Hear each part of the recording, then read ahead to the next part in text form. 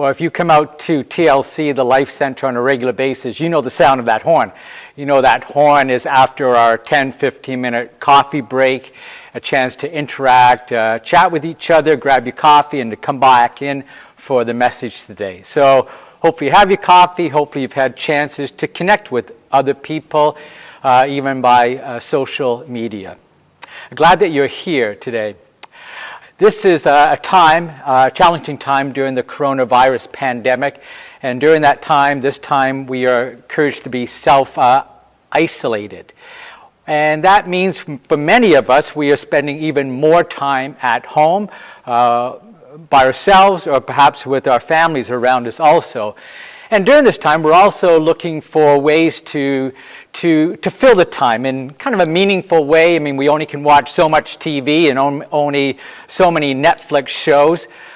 So perhaps other people, you are building things, or you have building projects you're doing at home. Maybe you're painting. For some, I know Carol, she's doing a jigsaw puzzle. For some of you, maybe with your families, your kids, you are doing board games in the evenings or throughout the day. Or for some of you, perhaps you're even playing cards. Now, I'm not much of a card player. I remember in high school, my high school friends that I hung around with, they tried to teach me the game of euchre. But I wasn't very good at it. And so when it came time to have a partner, and my partner would have to sit across the table from me, no one really wanted to be my partner because I just wasn't very good.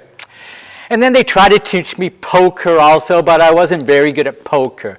But I did learn a few terms along the way. And one of the terms I learned with poker is the term all in. And that is, you need to be all in. You are fully committed. You think you have a good hand and you put all your chips in the middle of the pot. You are all in.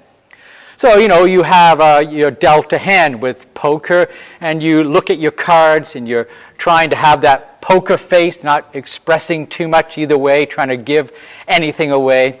And you are thinking about your card you have. You may put a card down, you may pick up some cards as well, and you're considering the hand you have. And if you have a really good hand, then you might say or think to yourself, this is really good, and I'm going to go all in. I'm going to push all my chips into the pot, into the middle of the table, and I'm going to let it ride. All in.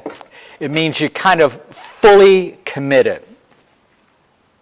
When Jesus calls us or invites people from all different nations and nationalities to be his followers, to be his disciples, he says you need to be all in.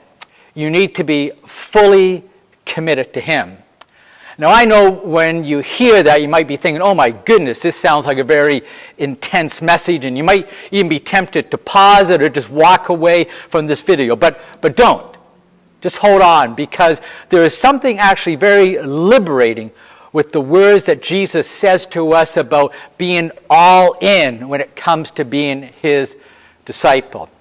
And he talks about this great passage, which it is, in the Gospel of Luke, Luke chapter 14. So I invite you to open up your Bibles or to turn to that passage, to the Gospel of Luke, chapter 14. Now, if you've been here at the Life Center, TLC, you know that we have been going through the Gospel of Luke for a little while now. And we're in this big middle section. We're coming back to Luke right now, and we're in this middle section. The middle section of Luke runs from chapters 9 to 19.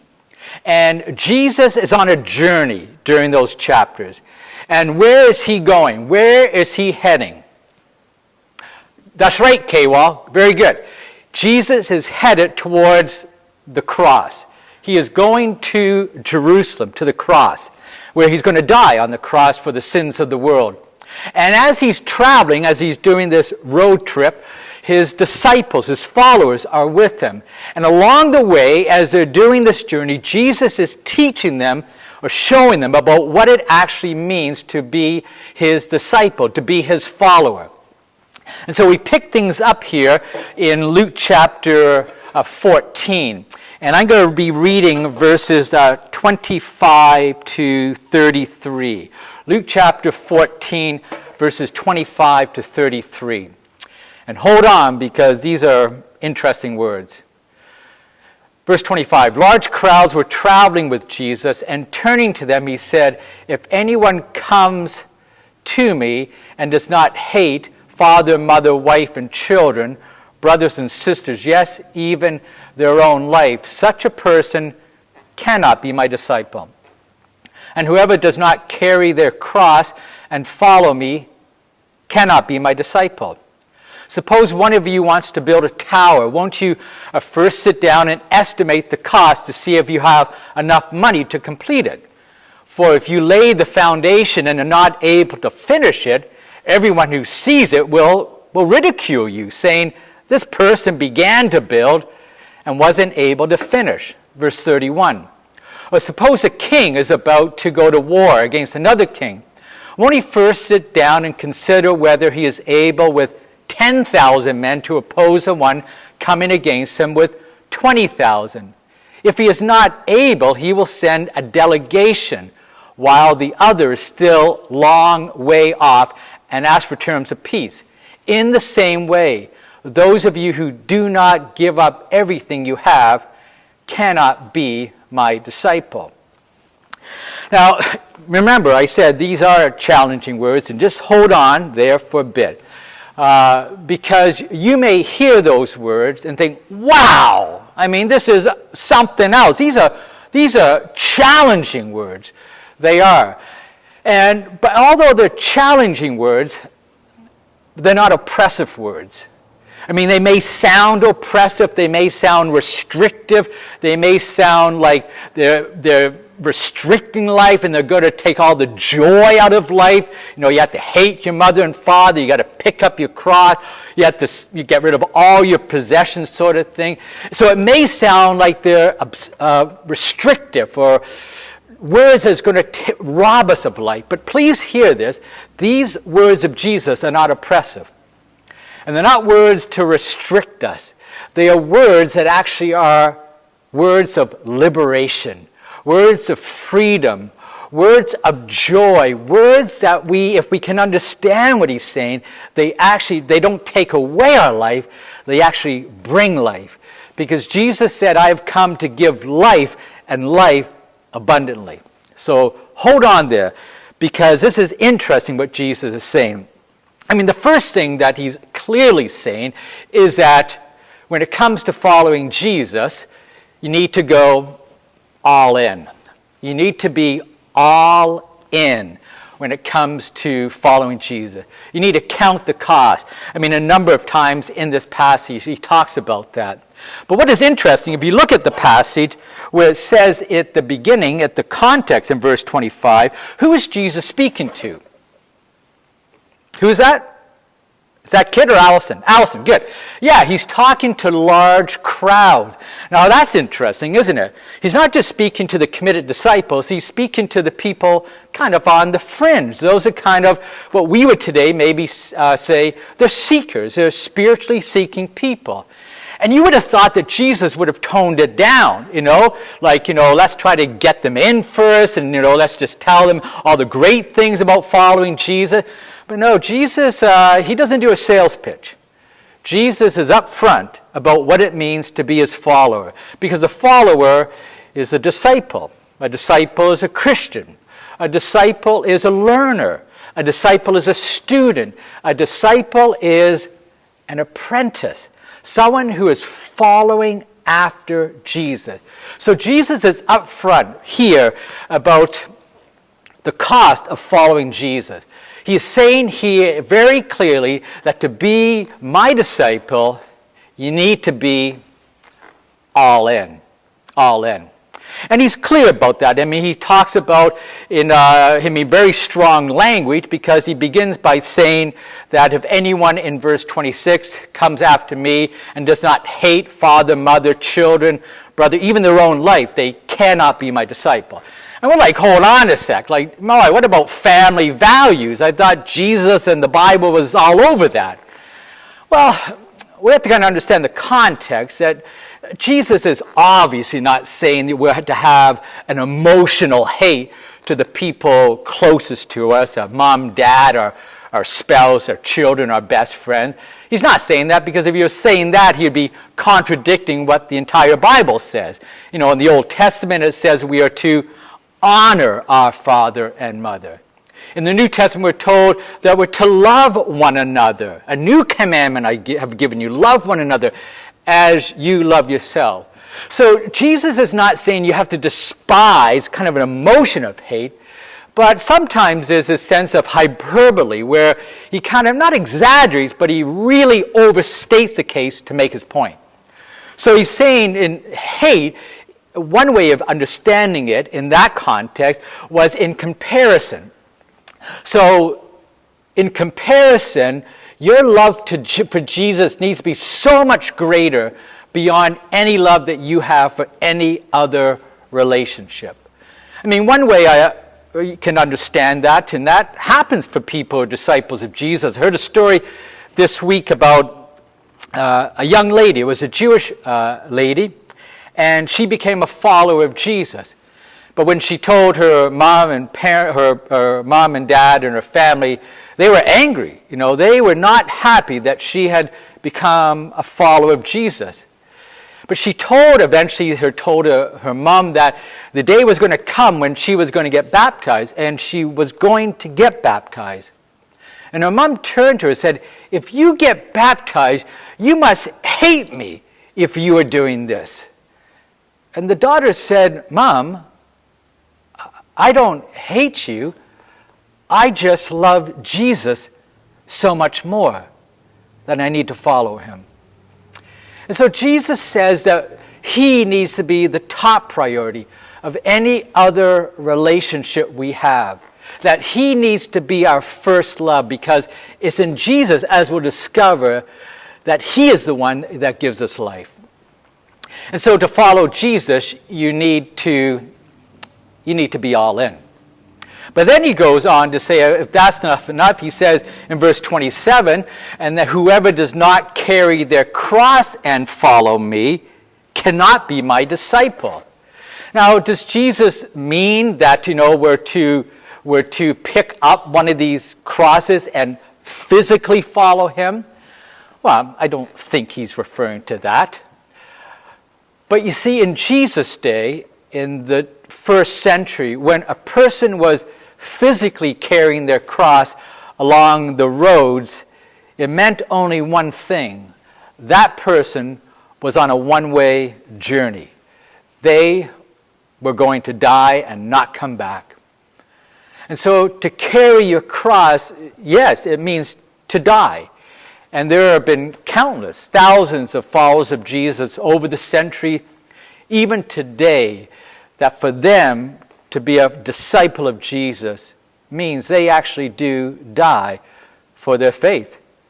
It was Dietrich Bonhoeffer, a very committed follower of Jesus, that during World War II, he became a prisoner of Nazi Germany.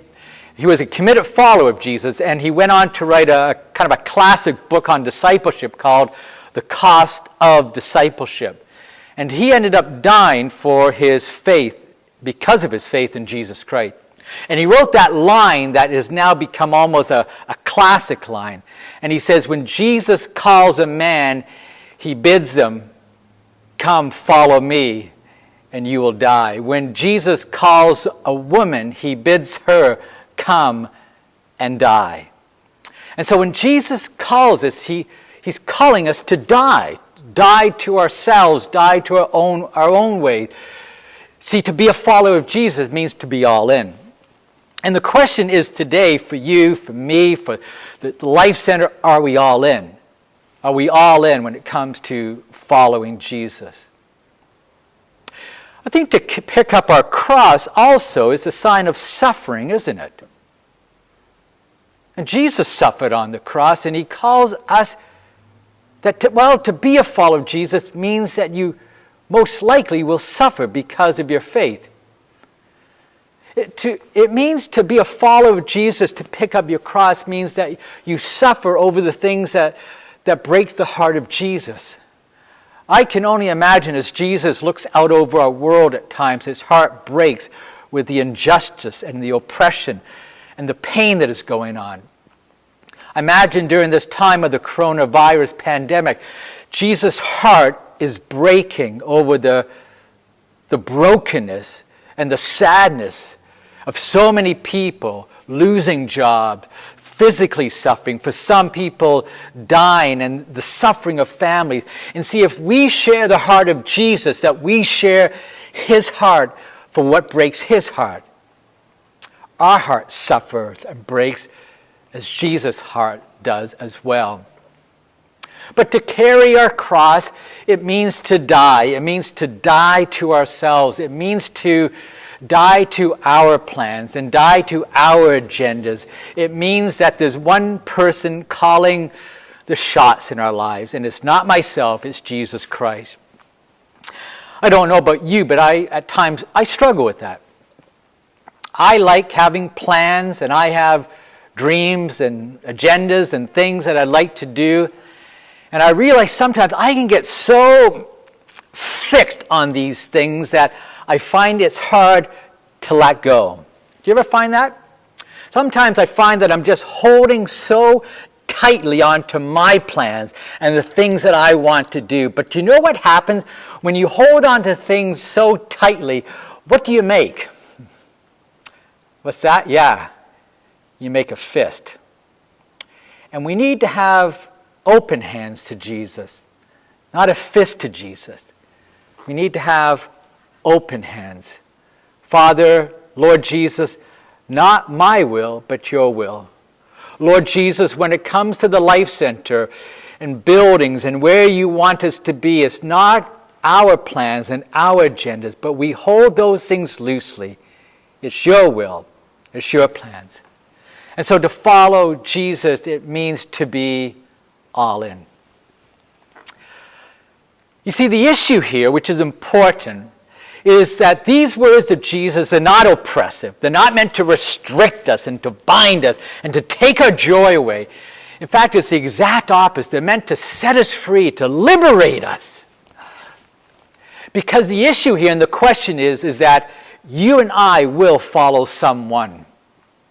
You and I will be a disciple of someone or something.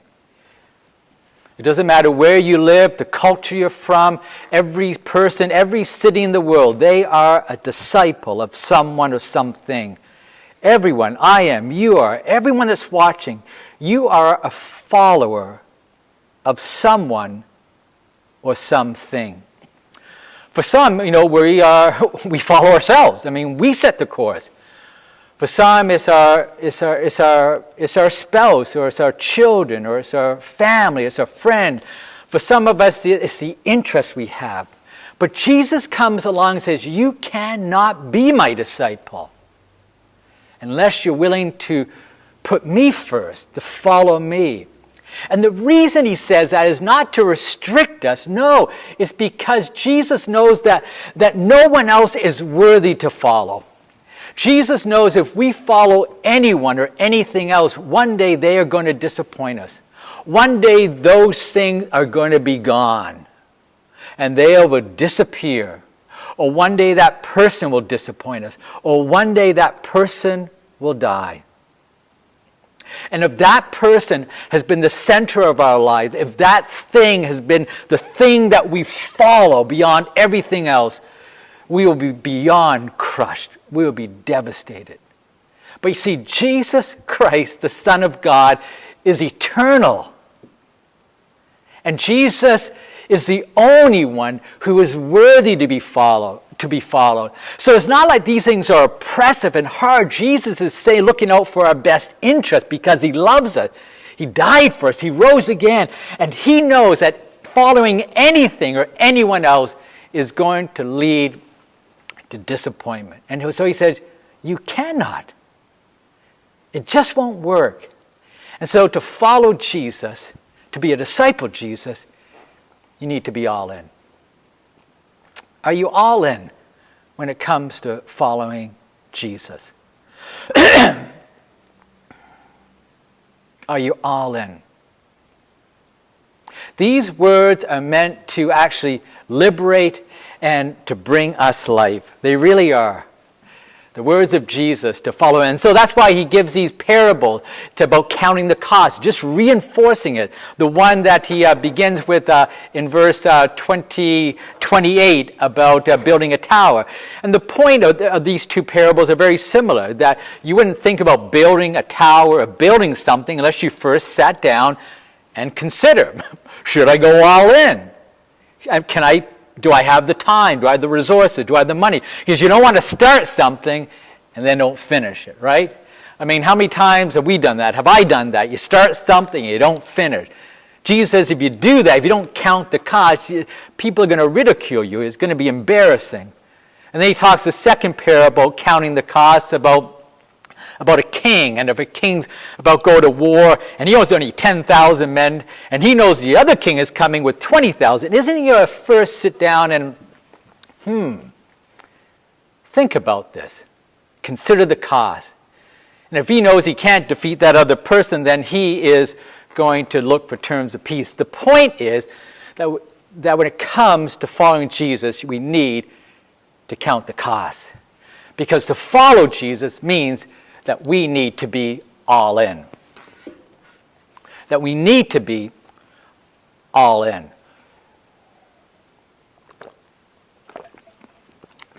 But there's one thing else, and that is this, that to be all in with Jesus is all worth it. To be totally all in when it comes to following Jesus is all and completely and totally worth it. No, I didn't say to be all in with Jesus is going to be all easy. No, I didn't say that. And Jesus didn't say that. And I didn't say to be all in with Jesus means life is just going to be smooth sailing. Nope, didn't say that either. I didn't say to be all in with Jesus means that,